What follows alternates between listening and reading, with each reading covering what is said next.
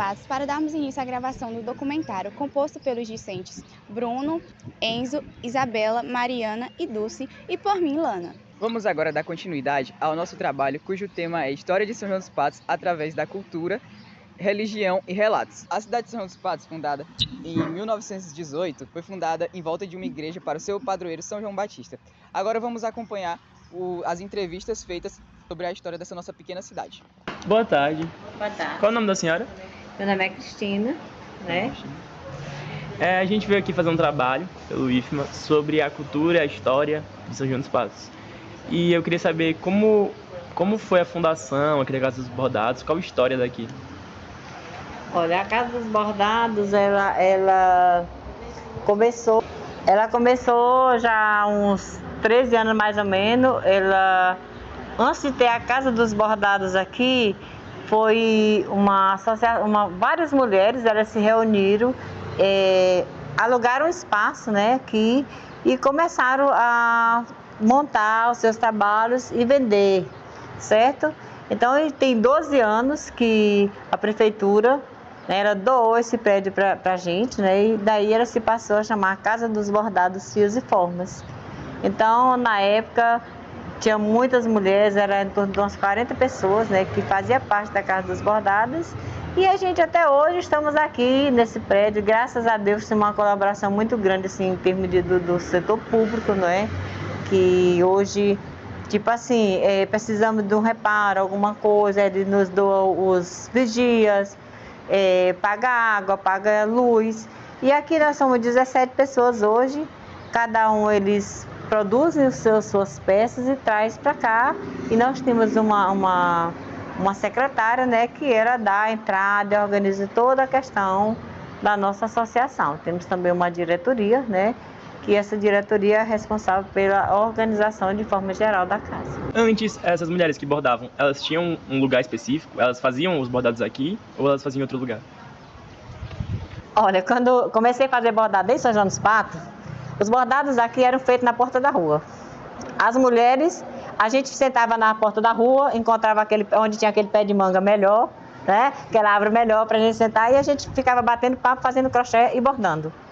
E quando tinha aquela televisão preto e branco, a gente ia assistir as novelas e era direto bordando. Eu mesmo fiz muito crochê e bordado. Eu comecei a minha história, eu plantei o algodão, colhi, fiz a minha rede com 12 anos de idade, a minha primeira rede. Eu vendi. E hoje a gente ainda produz em casa os nossos trabalhos e traz as nossas peças prontas. Você acha que, depois que foi criado a Casa dos Bordados, aumentou a economia daqui de São dos Patos? Eu não diria que ela aumentou a nossa economia, certo? Mas ela ficou mais direcionada, entendeu? As pessoas encontraram mais oportunidades, expandiram seus negócios, eles têm mais conhecimento, ajudou bastante, certo? Porque hoje em dia a nossa experiência, a gente todo mundo já conhece a nossa casa, todo mundo já nos procura, né? E de certa forma melhorou um pouco, sim. Assim, como já tem cerca de 12 anos, né, que a Casa dos Bordados começou, e vocês as mulheres começaram a bordar bem antes disso, né, que já é uma conquista, assim, digamos que nova, a Casa dos Bordados, você viu, assim, uma diferença na questão do comércio também? Olha, existe uma grande diferença hoje, pelo seguinte, antigamente a gente fazia os nossos trabalhos e passava para outras pessoas revenderem, certo? Tipo assim, eu produzia minhas peças e eu entregava para outras pessoas, eu só trabalhava e as outras pessoas, os atravessadores, eles é quem ganhava dinheiro e a gente ficava só chupando o dedo, como a gente diz. Hoje não, a gente produz os nossos produtos, a gente já passa diretamente para o consumidor, certo? Ou até mesmo para a pessoa que a gente passa muitas vezes para revenda, né? Mas assim, é o nosso estilo, não é a pessoa levar a nossa mercadoria em consignação, ele ganhar dinheiro e a gente ficar chupando o dedo, não. Na realidade não é isso, né? A gente já abrimos o nosso próprio caminho. Você acha que esse local aqui ele é importante para o turismo de São João dos Patos? Porque a Dulce falou sobre a economia, que realmente é importante para a economia, para a venda. Mas um ponto que ela não falou é o turismo. Olha, para ser sincera, as nossas vendas são para os turistas. Raramente alguém de São João dos Patos vem na nossa casa comprar alguma peça. A senhora acha que isso também é coisa do tempo, né? Porque antigamente tinham mais bordados, hoje poucas pessoas usam, né? Olha, com certeza, como eu sempre digo, nós, quando somos pai e mãe, a gente está sempre procurando melhorar, fazer com que os nossos filhos sigam um caminho diferente do nosso, um caminho que tenha mais futuro, que tenha mais mais ganhos, né? Que a gente quer dos nossos filhos. Aí o que a gente acontece? Hoje em dia, os nossos filhos, ao invés da gente, na minha época, quando eu comecei a bordar, a gente ia para a escola e bordava, fazia tudo. A gente não tinha aquela visão de futuro, você entendeu? Uma grande visão de futuro, a maioria não tinha. Eu sempre tive. Eu quebrava coco e eu dizia assim, eu vou quebrar coco, mas um dia eu vou vencer. Eu vou estudar e vou vencer. E hoje eu sou uma vencedora. Quais são os tipos de bordados que vocês geralmente têm aqui? O nosso trabalho aqui, a gente tem todos os tipos de peça para casa. Toalhas de banho, toalhas de mesa, jogos americanos, tudo para cozinha, roupa de banho, a linha infantil, temos panos de prata, então tudo para casa. A gente faz qualquer peça para você decorar a sua casa. E falando mais geral, não só sobre aqui a Casa dos Bordados, o que a senhora acha da história de São João dos Patos? A senhora tem alguma coisa importante para falar sobre a história dessa cidade? Olha, sinceramente, eu amo a história de São João dos Patos, certo? Porque eu tenho 40, eu nasci no interiorzinho e eu vejo assim as mudanças, né? Cada dia mais a gente está tendo muitas oportunidades, porque, por exemplo, na época que eu estudava como vocês, era muito difícil, a gente só se fosse, eu ia para o interior, às vezes eu ia de jumento, voltava de jumento a pés, né? Sonhei tanto com fazer uma faculdade que você não tem ideia. Quando eu vim fazer a minha primeira faculdade, eu tinha 32 anos. Aí eu me zanguei e fiz 3. Estou aqui, aposentada, graças a Deus. E quais são as faculdades da senhora? Eu fiz teologia, pedagogia, fiz matemática e também sou psicopedagoga. A senhora acha que aqui as Casas dos Bordados ela é importante para a cultura de São João dos Patos? Com certeza. Aqui é a referência. A referência da nossa cidade se chama Casa dos Bordados. Inclusive agora tem mais ou menos uns 30 dias, eu fui representar São João dos Patos lá para um grupo só de empresários, de prefeito, lá tudo, pessoal do governo. Quando é bem assim, quando fala assim, São João dos Patos, todo mundo já sabe. São João dos Patos já fala nos bordados de São João dos Patos. Nós temos uma identidade própria. Então acho que a gente pode finalizar por aqui. Muito obrigado a senhora por participar da nossa entrevista. Foi muito bom conversar com a senhora. Obrigada. E é isso. Boa tarde. Boa tarde, pessoal. Estamos aqui hoje com a senhora, Elizabeth. coordenadora do Patoense. E eu tenho algumas perguntas para fazer sobre a história, a cultura e a religião de São João dos Patos, nosso tema do trabalho. Primeiro, eu queria saber quais foram as origens dessa cidade. Ok. A gente tem assim uma origem bastante discutida com relação a isso. Aqui nós somos, principalmente nós fomos colonizados, vamos chamar assim, por vaqueiros que vinham de Passagem Franca com destino à Pasto dos Bois. O que esses homens faziam quando eles paravam aqui? Era um momento de descanso do gado. Então, mas no primeiro momento eles não queriam montar uma comunidade, eles não queriam só o pasto mesmo, que eles tinham por aqui. Mas as histórias correm e quando chega em Passagem Franca, uma família que era do Ceará, né, então essa família que era Bento e Marcelina, que tinha um filho chamado João, eles estavam lá, não tinham terras para trabalhar, e aí ouviram essa história de que aqui tinha terras boas, de que eram terras que não eram de ninguém, então que eles poderiam vir e formar comunidade. Então eles vieram, não era nenhuma comunidade que eles queriam formar, mas queriam ter o direito de produzir para eles. E eles vieram. Como a região ali onde fica a igreja matriz era onde era o local do pasto bom para o gado, eles sabiam que os vaqueiros iam para lá, então eles não ficaram naquela região. Foram para a região onde hoje a gente chama a Lagoa da Chapadinha, né? Então aquela lagoa ali, eles ficavam naquela ribanceira, porque eles criavam também patos dentro da água que se formava lá. Então eles plantavam lá e por algum tempo eles ficaram lá naquela região. Então essa é a primeira origem, né? E, aos poucos, esse pessoal foi chegando de outros locais com as informações de que tinha boas terras, que a produtividade seria muito boa, então foi começando a melhorar. Então, primeiramente, os vaqueiros começaram a trazer algumas famílias e começaram, aí sim, povoar a região ali da Igreja Matriz, a Igreja de São João Batista. Então, naquela região ali foi formada a comunidade, dali até a Chapadinha, e aí começou a se formar um pequeno vilarejo. Então, basicamente, nós temos uma origem ligada à origem de Passagem Franca. E a senhora pode me dizer quando passou dessa junção de pessoas, como se fosse essa vila, para uma cidade mesmo? Ah, tá. Tiveram vários momentos. Primeiro veio a intendência, né, que seria o quê? Uma intendência é uma vila onde o intendente ele tinha o valor, ele tinha o direito, né, que na realidade foi Francisco Sá Sobrinho, o primeiro intendente de São João dos Patos. Então, tinha essa intendência, que era como se fosse uma prefeitura sem ser regularizada. Então tinha toda a regulamentação, eles faziam as atas, as nomeações, as doações de terra, e assim, passa por esse período de intendência, depois perde esse direito de ser intendência, passa a ser comandado por Caxias, passa a ser comandado por Barão de Grajaú, e aqui vem a parte principal. Todo mundo acha que São João dos Patos ela foi emancipada como cidade em 1938, e não foi. Desde 1930, quando deixa de ser da freguesia de Barão de Grajaú, ela já começa a ter a identidade de cidade. só que só vai reconhecida pelo Diário Oficial em 1938. Então, desde o começo era uma junção de pessoas, de pessoas de vários estados diferentes, e como isso afetou a cultura daqui? Na realidade, São João dos Patos ele sempre teve uma cultura muito própria, né? Então, a gente não absorve a cultura de outros locais. Então, a gente sempre teve essa cultura nossa muito preservada, baseada praticamente 100% na religiosidade. Tá? Outro ponto interessante para o nosso trabalho, a religião. Como é que a religião foi importante para essa cidade? Como é que ela atinge essa cidade? Naquele período de formação, 1938, ali a gente não tinha essa quantidade de padres que a gente tem hoje, né? Como é uma cidade tradicionalmente católica, isso não significa dizer que não tenha outras igrejas, mas que ela tem uma formação católica. Então, o que aconteceu? Os padres, eles iam esporadicamente, né? Então, de tempos em tempos, às vezes nem todo ano tinha um padre por aqui. Então, isso foi fazendo com que a população começasse a fazer novenários, começasse a fazer cultuação de algum santo. Então, tinha várias e várias, como é que a gente vai dizer, festejos familiares, que as pessoas cultuavam determinados santos. O principal deles, São João Batista e São Francisco, que é o que ficou como padroeiro de São João dos Patos. Então, essa cultura da religião começou com pequenos focos de famílias que cultuavam ali um santo e depois se juntou. Isso, e inclusive aquele primeiro casalzinho foi quem trouxe a primeira imagem de São João para a Igreja Matriz. Né? Para a igreja que hoje a gente chama de Igreja Matriz, mas era uma igrejinha de palha. Então o primeiro festejo de São João Batista foram eles. Passando um pouquinho mais para frente na história, a gente viu outro relato de uma pessoa que falou sobre as fábricas daqui. Isso. Como é, Zé? São João dos Patos teve inúmeros crescimentos relacionados à fábrica. A gente teve fábrica de beneficiamento de algodão, fábrica de beneficiamento de babaçu, né, de óleo, extração de óleo. Nós tivemos fábrica de beneficiamento de arroz. Então a gente chegava a mandar para fora até do país.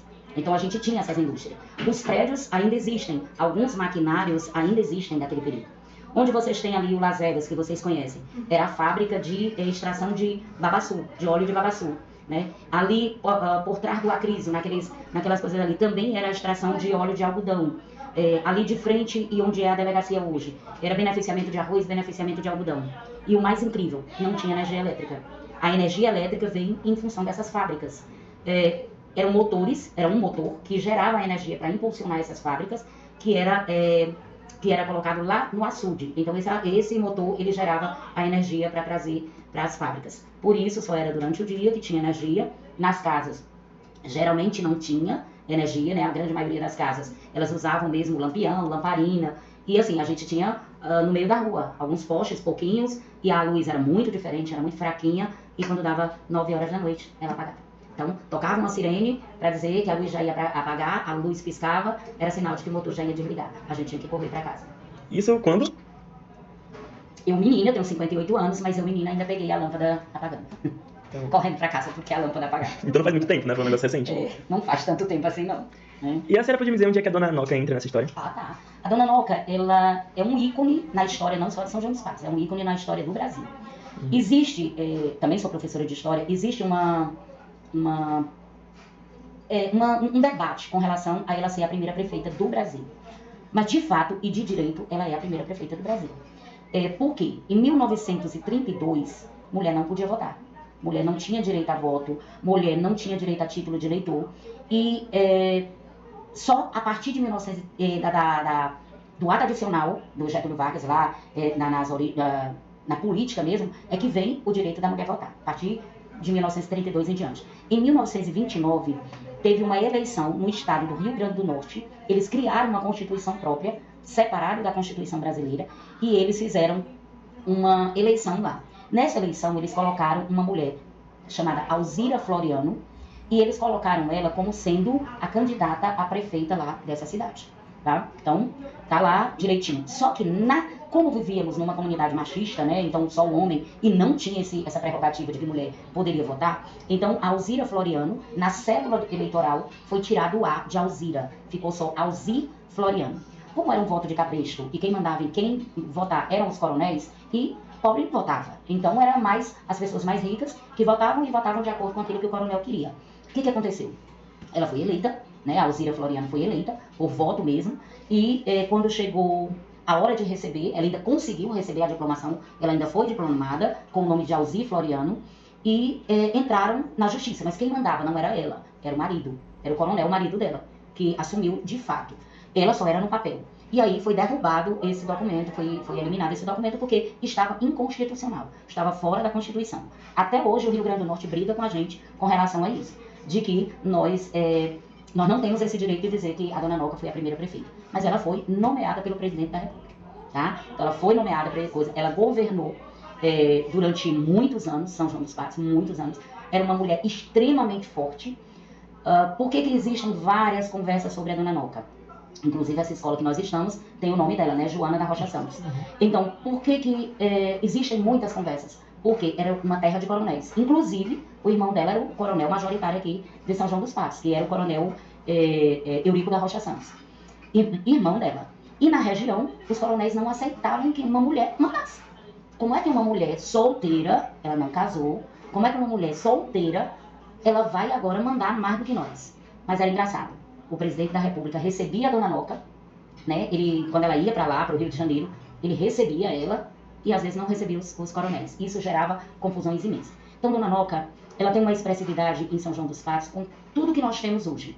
Tanto a família Rocha Santos como um todo, como a dona Noca especificamente. Por exemplo, se nós vamos daqui para Floriano, nós temos mais de 50 quilômetros de contribuição da dona Noca.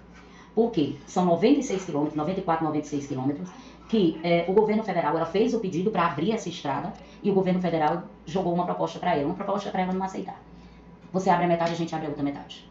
Se você vai daqui para Floriano, daqui até mais ou menos o quilômetro 49, são muitas curvas, é verdade, mas é estrada larga, é estrada ampla, com boa visibilidade. Quando você vem acima de sair de Floriano para cá, a estrada é mais reta, que é mais perigosa, é mais estreita, com pouco acostamento e com visibilidade mais ruim, porque é um sobe e desce. E o governo federal vinha com máquinas. Ela ia com picareta, pá, era essas coisas. Enxada para abrir os vãos da estrada, assim. E outro marco da dona Noca, ela não mandava. Ela não contratava pessoas para mandar. Ela trabalhava junto. Ela ia junto com o trabalhador. Tá? Onde que ficava a casa da dona Noca? Ali onde hoje é o Esquina 10. Aquilo ali era a casa dela. Foi prefeitura no tempo dela, foi prefeitura no tempo do Celso, né? Mas aquela ali era a casa dela até chegar lá em cima na capela mortuária, né? Que é a capela de São José. Na casa dela, eu não cheguei a conhecer porque quando ela morreu eu tinha 4 anos. Mas meu pai trabalhou muito com ela. Não com ela, com o seu Eurico, mas convivia muito com ela. E assim, na casa dela tinha uma situação bem tranquila. Ela não tinha a história de ser eu, a patroa. Não, eu e a peãozada toda junto com ela. Tá? Então ela era muito humilde. Ela foi quem criou a primeira escola para os filhos dos pobres aqui em São João dos Patos, que era uma escolinha chamada Escolinha Pé no Chão. Ela pagava os professores para dar aula para as pessoas que não tinham condições de botar os filhos para estudar na escola. Então ela pagava. Deixa eu ver o que mais, a dona Noca. Dona Noca abriu estrada para Floriano, abriu estrada até Buriti Bravo, abriu estrada para todos esses locais por aqui, foi ela que abriu essas estradas. E uma coisa bem importante, no levante de 1952, quando teve um problema com a eleição do governo do estado, né, lá em São Luís, ela liderou 2.000 homens aqui dessa região. Ela convocou 2.000 homens e foram para São Luís a pé para depor o governador que estava sendo eleito. Então ela tinha essa liderança, ela tinha essa coragem, vamos dizer assim. Ela viajou para o Paraguai, para o Uruguai, para a Argentina, ela saía daqui e fazia isso. Agora, existem muitas coisas que são atribuídas à dona Noca, de que ela era assassina, de que ela era dura, de que ela era coisa... E realmente ela matou gente, sim. Ela realmente matou gente. Mas a única morte que é atribuída a ela foi um acidente. Era uma tia, avó do meu marido, que era secretária dela, e foi um acidente com uma arma que ela estava entregando para um outro. A arma que era tirada, todas as balas, não foram tiradas todas. E quando ela tirou, aí pegou na outra, que era Amélia, né? Eu tenho até uma cunhada que tem o nome de Amélia em homenagem a essa Amélia. Então, assim, ela era muito justa, tá? E isso, na realidade, naquele tempo não era bem visto. Por quê? Rico não podia se misturar com pobre. Sim. Então, todas as controvérsias em relação à pessoa dela são, como é que pode dizer, histórias que são manipuladas ali, mudadas um pouquinho. Com toda certeza. E principalmente tudo isso baseado no sistema patriarcal que a gente vivia. Né? Que o homem era o dono da casa, era o que mandava e tudo mais. Como é que chega agora uma mulher que não é nem a filha mais velha e vai querer mandar até mais do que os irmãos? Né? Então, nem os próprios irmãos não aceitavam. Você tem uma ideia, ela morreu, ela não falava com o irmão mais velho dela, que era o Eurico. Então, as relações entre família não eram muito boas assim. Não é que não fossem boas, é exatamente por esse choque. Ele era um coronel, ele tinha o poder de mando. Ela também tinha, ele não aceitava por ela ser mulher. né? Termos de educação. Família Rocha Santos tem importância? Muito. Primeiro professor nomeado de São João dos Patos se chama João da Rocha Santos, que era o pai da Dona Noca. Tá? Ele era o pai dela, foi o primeiro professor, ele era descendente de português, veio de São Luís para cá, nomeado como professor de São João dos Patos. Primeiro professor formado aqui. E foi Isso. Rocha Santos. Rocha Santos. E o que aconteceu com as coisas da Dona Noca? A casa dela, os pertences dela, onde foram parar? Ok, vamos lá. Deixa eu dizer para vocês. A partir do momento que os mais velhos morreram, Celso, então Celso, Turíbio, que eram herdeiros direto dela, já que ela não tinha filhos, ela nomeou os sobrinhos como herdeiro dela. Então, de certa forma, ficou... muita gente não valoriza aquilo que tem. E aí, mesmo assim, foi vendido, por exemplo, a casa dela, onde é a esquina 10, foi vendido ali com uma cláusula de que a pessoa, para vender, tinha que voltar para a família Rocha Santos. Mas por que esse comprou? Porque ele era uma pessoa ligada à família Rocha Santos. E achava-se que ele ia preservar, tá? Quando descobriu que ele estava vendendo para o pessoal que fizeram o Esquina 10, ainda a família Rocha Santos ainda tentou comprar de volta. Mas o rapaz não aceitou.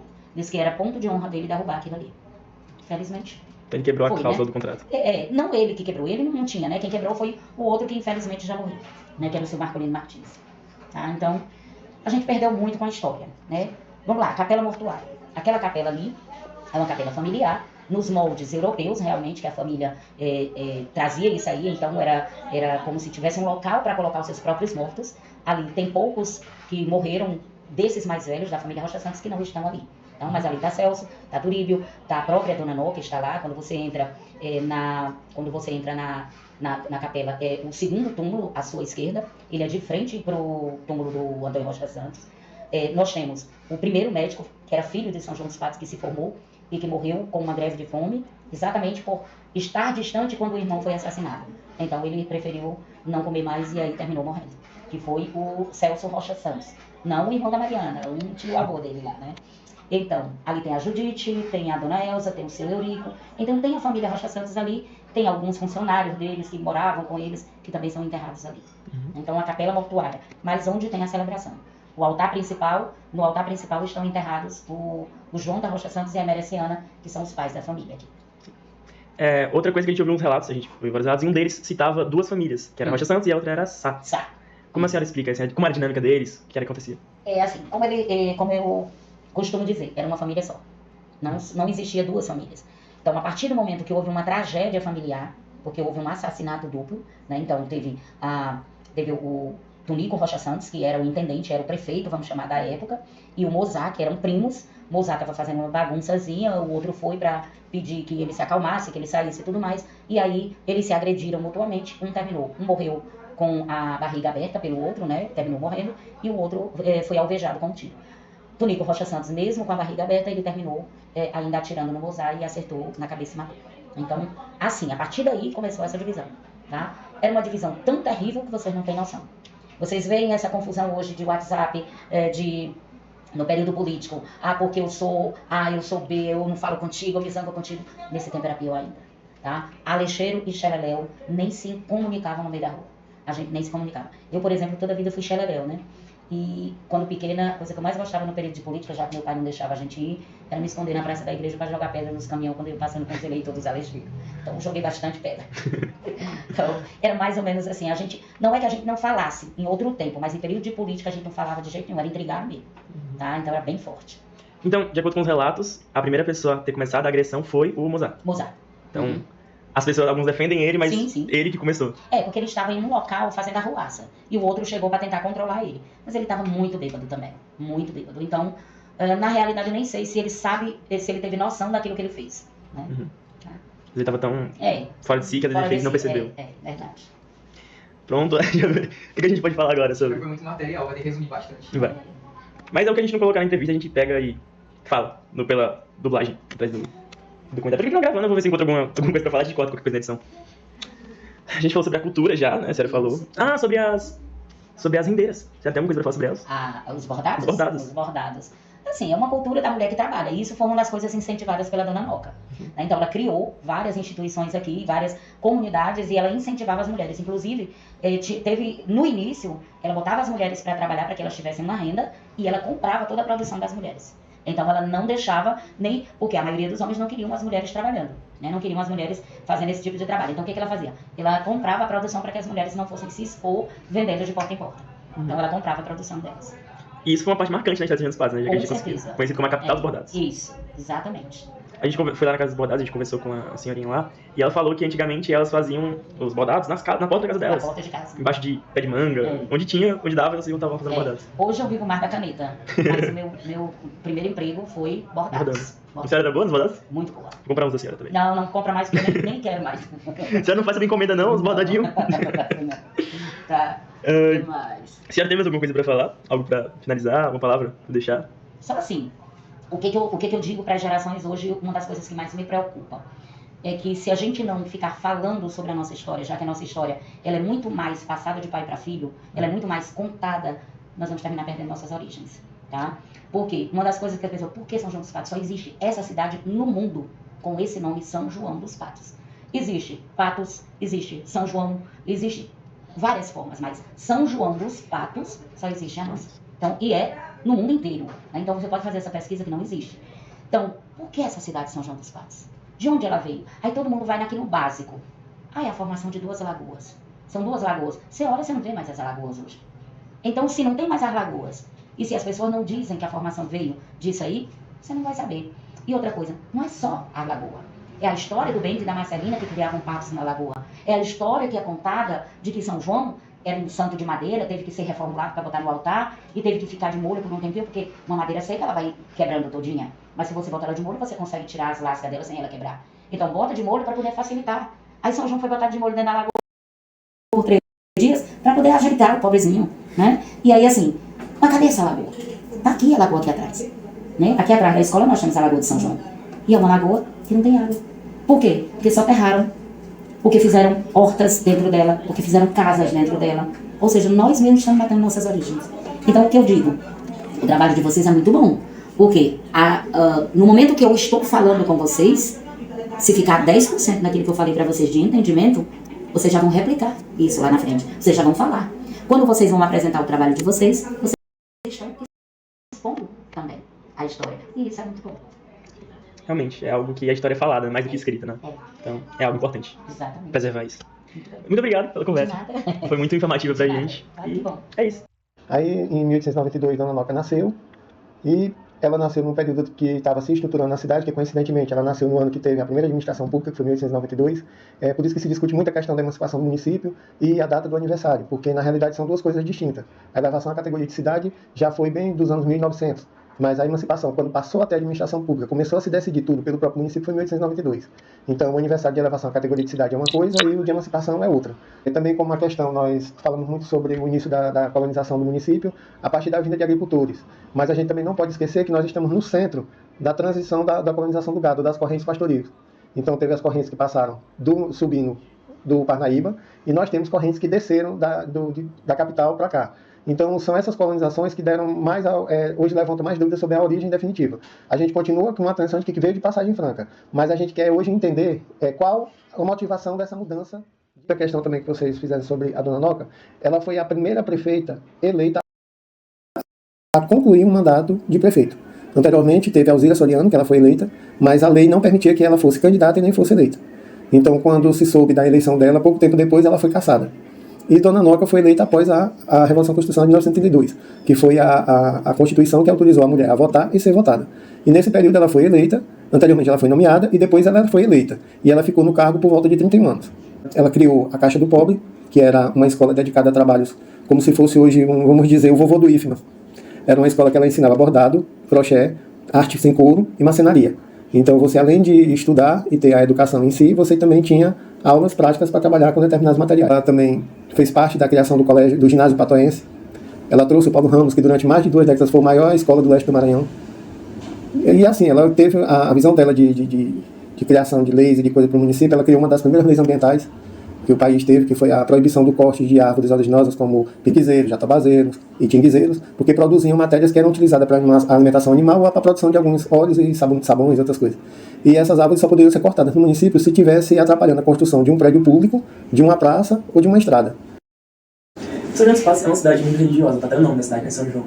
Então, como é que o senhor acha que essa religião influenciou na criação, na origem da cidade? A religião, ela, no período colonial, ela era uma coisa integrante do desenvolvimento, porque a igreja procurava expandir vamos dizer assim, a quantidade de fiéis e tudo, mas também ela tinha que adquirir áreas. Foi importante para a colonização a questão da religião, mas também teve seus atropelos por questões também, porque a igreja, muitas vezes, ela foi usada por pessoas, como na política, que tinham uma visão pessoal e não do comum. Então, aqui para nós foi uma diferença, foi uma exceção porque sempre teve o comum, não existia. E você pode ver que as casas mais antigas de São João dos Patos ainda mantêm seus altares, mantêm sua forma religiosa, você consegue chegar no fim da tarde e ter uma pessoa rezando um terço, outra já está ali com uma velinha acesa. Então isso é uma coisa muito predominante do período colonial. E hoje, até hoje, algumas famílias ainda têm. Apesar de que a modernidade, a tecnologia tem afastado muitas pessoas do que é religião e do que é, vamos dizer, uma busca do próprio conhecer do espírito. Então, hoje, por causa da tecnologia, todo mundo já tem quase a certeza de que tudo pode, de que tudo vai fazer. Mas ainda continuamos muito dependentes de Deus e muito dependentes da religião. Então, se você vê, a religião ela é mais uma fonte de exemplificação divina de pessoas que se colocaram ao serviço dos outros, e não ao seu serviço. Então, São João dos Patos, no seu início, era uma comunidade muito unida, né? Sim. Você acha que, depois que o tempo passou, que essa cresceu, essa união acabou? Não é que a união acabou, é porque nós vivemos a consequência dos tempos. Nós vivemos a consequência do período em que a gente está. O que se deixou foi de trazer as coisas que eram boas do passado para continuar no futuro. Porque hoje todos nós hoje temos uma dependência tecnológica muito grande. Nós não temos mais aquele hábito de no fim da tarde estar toda a família sentada na porta da rua conversando. Não existe mais aquela segurança de você estar até uma certa hora da rua sentado numa praça conversando, coisas que eu vivi. Que a gente chegava ali na Avenida Presidente Médici, a gente sentava às 7 horas da noite e quando se espantava era 2, 3 horas da manhã a gente conversando. E então não tinha essa preocupação, nem os pais tinham a preocupação de estar onde é que estavam. Não, já sabiam onde era que a gente estava, qual era o nosso costume, o que é que a gente estava fazendo. E você acha que essa modernidade, ela afastou a gente da nossa cultura, principalmente da cultura aqui em São João dos Patos? A cultura em São João dos Patos ela foi afastada da população não tão somente por causa da questão da modernidade, mas também da própria forma de educação, que nós não temos uma educação que trabalha a nossa cultura, que ela resgata a nossa história. Hoje, com a reforma da igreja, se perdeu características simbólicas que existiam na forma da construção, que davam uma característica daqui, uma ligação com a igreja de Roma. Então, todas essas coisas que foram feitas na iniciativa de se fazer o bem. Mas por não conhecer a história estrutural e tudo, se perdeu uma parte da história. São João dos Patos foi um dos maiores produtores de algodão do Nordeste. A família Rocha Santos era uma família de comerciantes, pelo que você está dizendo. E uma de prestígio nisso, né? Porque tinha uma casa de frente do Palácio dos Leões. Então, eles realmente eram uma família de comerciantes? Eram, mas além de ser uma família de comerciantes, eles também aprimoravam muito a questão de educação. O pai da Dona Noca era professor de filosofia e matemática. Então todos eles tinham formação em alguma área. Tá bom. Muito obrigado por conversa. De nada. Precisando, disponham qualquer dúvida, pode procurar a gente. Pessoal. Obrigado.